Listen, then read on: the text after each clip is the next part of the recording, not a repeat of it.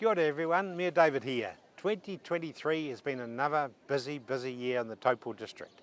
Several large-scale projects including the government-funded Town Centre Transformation, Waiora House and the new airport terminal have been completed and are gaining recognition and national awards.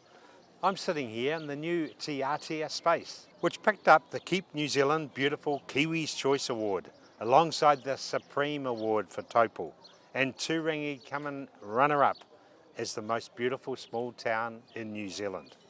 We opened Te Matapuna and the Te Kapua playground, which are already fantastic assets to the community. We've got a lot to look forward to next year, with a heap of events, the annual summer concert, the Taupō Disc Golf Championships, Supercars and the 70.3 Ironman World Champs later in the year, which local boy Kyle Smith just won a couple of weeks ago.